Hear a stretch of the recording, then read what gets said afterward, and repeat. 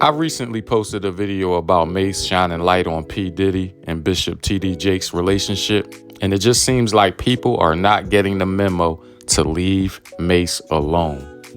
Well, Mase just sent a direct cautionary notice or warning to Joe Budden's podcast as a whole, but specifically to Melyssa Ford for an incident that transpired about 4 days ago.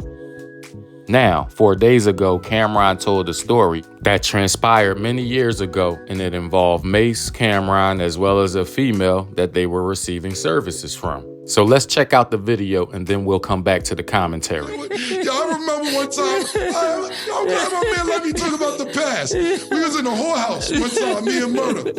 Me and Murder's in this whorehouse. So we left the bit, we took the out of the crib on 144th, little stash crib over there between 7th and Lennox. We bought this bitch over there. And so Mase was kind of on the way up. He didn't have his deal, but he's popping like it's about to happen. And I'm his man, because, we still Harlem. So the bitch sucked, pardon me, lady. We already talking bitch without. She's sucking his dick. So I gotta wait to get my dick sucked. Because I'm not hard yet, pause. I ain't getting hard on sucking his dick. So when he start hitting it, I go get head. And so she giving me head, he hitting it from the back. And he start hitting her saying, you wasn't sucking my like that. I said, yeah. Now, for most people that grew up in the ghetto environment, or what we like to call the hood, it's common knowledge to know that trains run quite frequently in the hood. And we ain't talking about your local subway transit system or something like that. We're referring to women that allow more than one man to smash at the same time. The key word is allow. All right? We know that women allow more than one man to smash at the same time. This is a frequent phenomenon in the hood. Now, I think because running trains is such a frequent phenomenon of the hoods, it made Camron and Mase, and mainly Camron, share this story on their podcast, which was a bold move considering the fact that you got Diddy in the crosshairs for specific activities. However, even Mase began to feel somewhat uncomfortable with how Camron was telling the story, and Mase had to correct Camron or help him state the facts more clearly by saying, I wasn't hitting her for real. And Mase even wanted to clear up to Camron, saying, look, you had to get consent for her to wax, to wax your D off before coming to her to get that treatment. So let's check out the video and how they had this exchange. But it was consenting. It was consenting. Nah, we stole out the house. It was consenting. We already paid the 50. So nobody be like, yo, he was hitting her. Oh, no. This was she wanted. She absolutely. This was 100% consensual. Listen, man. So for all of you out there, you got to know that's what she wants first. And listen, and absolutely 100%, we need to be clear on that. Now, when they first broadcast this episode, many people may not have realized in the moment that Mase did a good job prefiguring or predicting that the story could potentially be a problem if he doesn't help Camron clean it up or state the facts more clearly, because people will take things out of context.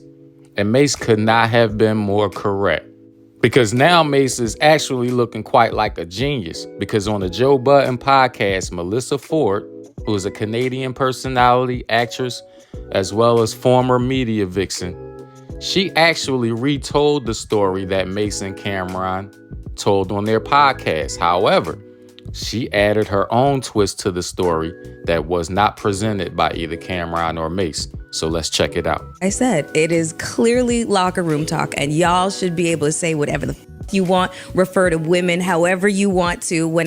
Is that meant for public consumption? Like, considering what we've just been listening to. Stories upon stories of women coming forward and talking about the fact that is not exactly the way that I remember that story happening. I don't think that's right what you're doing. I don't think that's right. Well, who's doing? What you doing? I don't think that's right.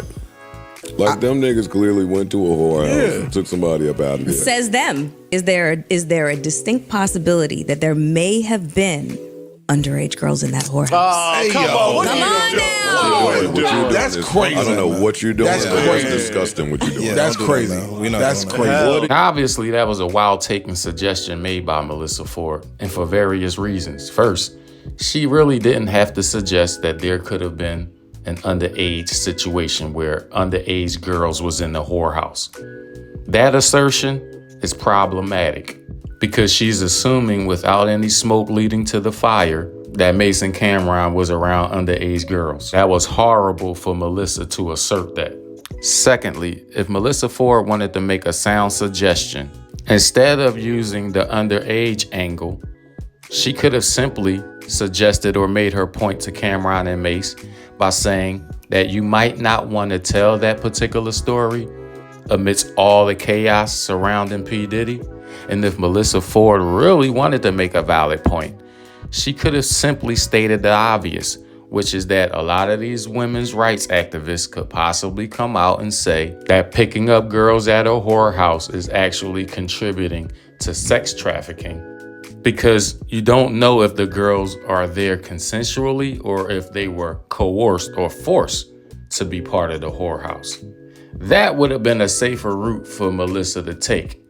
But for her to go down the underage route was quite irresponsible. Now, Cam'ron and Mase obviously felt disrespected and insulted by Melyssa Ford's take.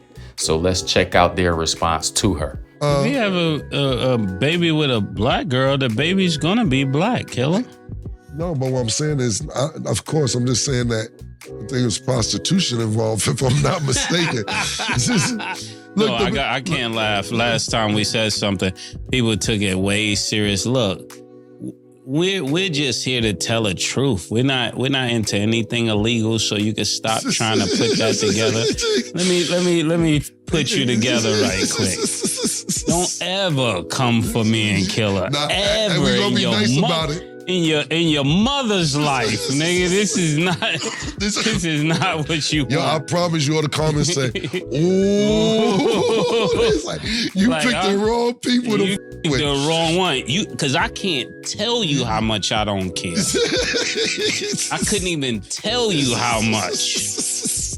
Yo, because I'm going to be honest. Now, if you ask me, I believe that Mase is absolutely correct. Melyssa Ford will not want those problems with Mase and Cam'ron, and neither does Joe Budden or anyone from that podcast. I'm going to be quite honest. I'm shocked that Cam'ron and Mase didn't snap on Joe Budden, because it is Joe Budden's podcast, and he could have edited Melyssa Ford's commentary from that video. However, Joe Budden chose to leave it in there. So I'm not too sure if his disagreement with Melyssa Ford was genuine, because everybody knows controversy sells, and his decision to leave her commentary in the video could have been a strategic move for ratings, since his podcast has been struggling. Now, once Mase spoke his piece and advised Melyssa Ford to fall back, Cam'ron took over and told Melyssa Ford that he knows people from ICE. So since she is Canadian, Cam'ron is advising her to tread cautiously and watch her moves, because he's basically saying he'll have her deported back to Canada if she continues to travel down this road. And he's more pettier than I am. I'm gonna be honest with you. Only reason and if need be, we will revisit this. If need be, we can revisit it. Yeah, but the whole thing, this is screaming desperate and attention. Like, yo, it really is. So I'm not going. But if need. Nigga, because niggas is looking for us on we this. We have never, ever tried to take nothing from nobody. Secondly, we only like people that love us more than we love ourselves. We have a whole segment on that. Secondly, who was looking out for us? We were young. Yeah, who was looking out for us when we was, listen, man, we ain't gonna give it no attention, but tread lightly. Be careful. Because I'll tell you one thing, I know a lot of people are ICE. Snipers and sharpshooters. Snipers, sharpshooters, and I know people are ICE. I have you escorted back up across the border. Be careful.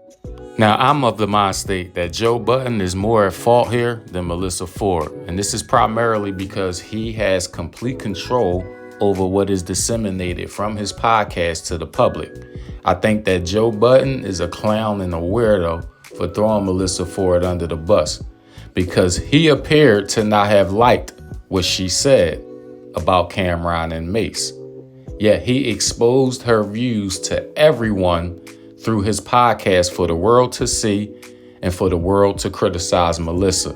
Now, the reason why I'm calling Joe Budden a clown and a weirdo is because he allowed everybody to see him condemning Melyssa on camera for the commentary she put out there about Mase and Cam'ron. But if he really felt like what she said was a violation, he would have clipped that part out of the video, had a conversation with her as to why, and they'd have just moved forward from there.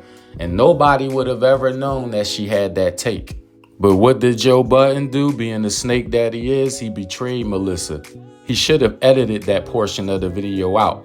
I don't think that it was cool for Joe Budden to smile in Melyssa's face, knowing that he was not supportive of what she said, was not on board with what she said, and he still allowed what she said to get disseminated out to the masses. If that ain't a snake, then tell me what is.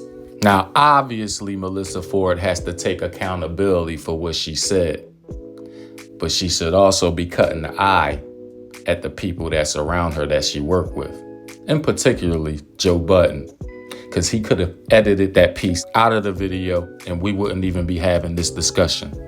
So these are my thoughts. Why don't you share yours? Drop it in the comments section. I hope everybody enjoyed the video. This is SmashDaLikeTV, so remember, please smash that like button for me.